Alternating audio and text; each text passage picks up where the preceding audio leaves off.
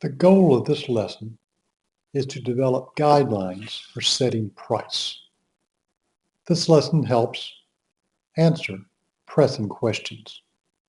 For example, why have profit margins at UPS fallen? Who wins and who loses with Amazon's plan to reduce the price of books and to change the way revenues are divided between publisher, author, and Amazon? What is the best solution to the conundrum that AT&T faces as it debates whether to stress higher margins or more growth? Again, I have articles or stories linked to each of those three questions. A student might care because pricing goods and services are some of the most important decisions facing a firm. Following these guidelines can help you identify how to change price to increase profit. Roger Briner, author of the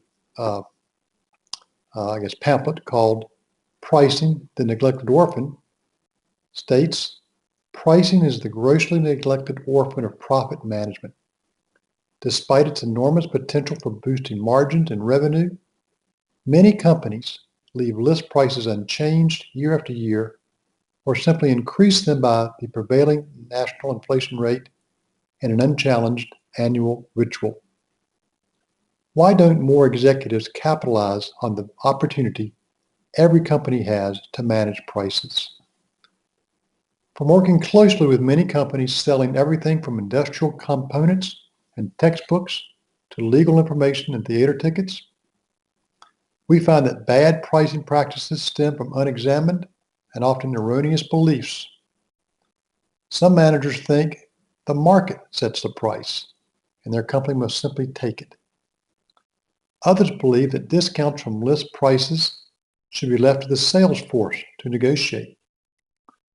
Still others are simply afraid to test the status quo.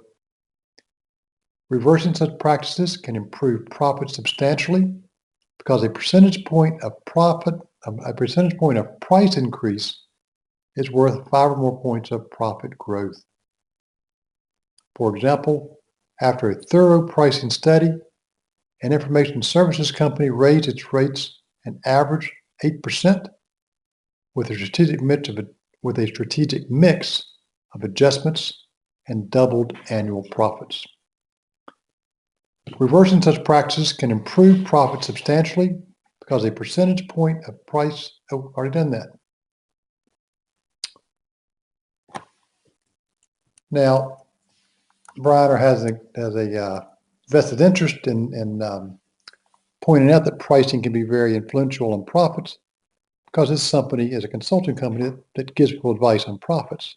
So you may want to take what he says with a grain of salt, but I believe that his message has substance.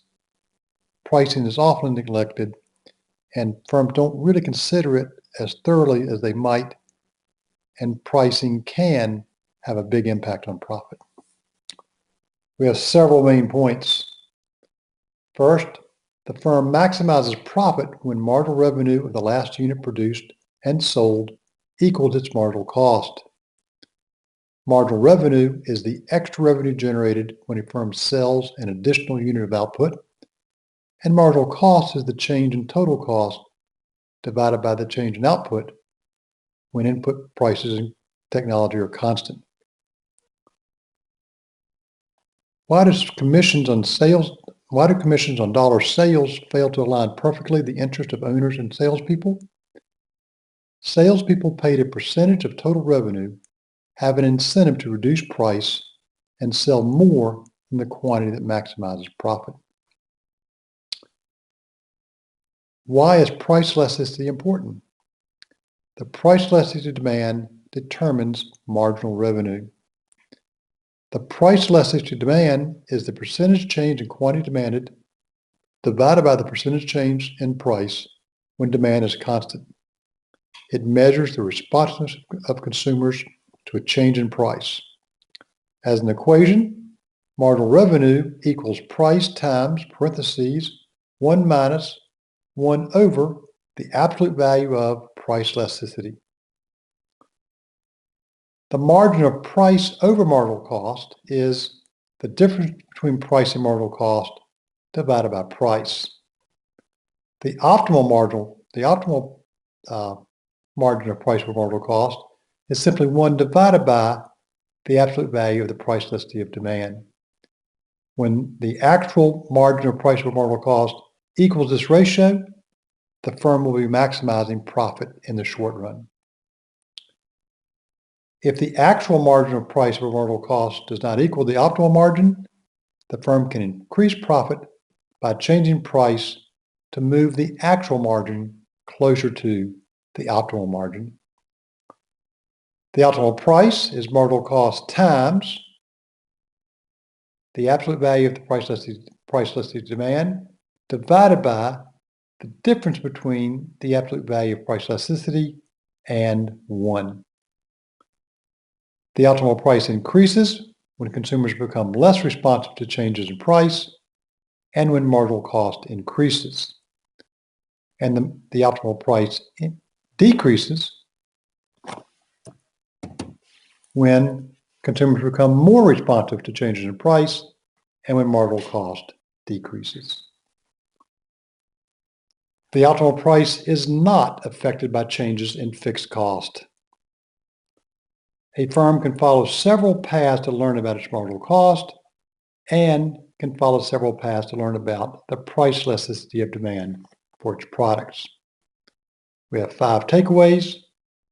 Gather information about your consumers, learn your marginal cost, push information about marginal cost and price elasticity of demand to the people who have decision rights to set price, make your product either distinct or important to increase the margin of price over marginal cost, and finally, don't give salespeople both commissions based on dollar sales and decision rights to set price.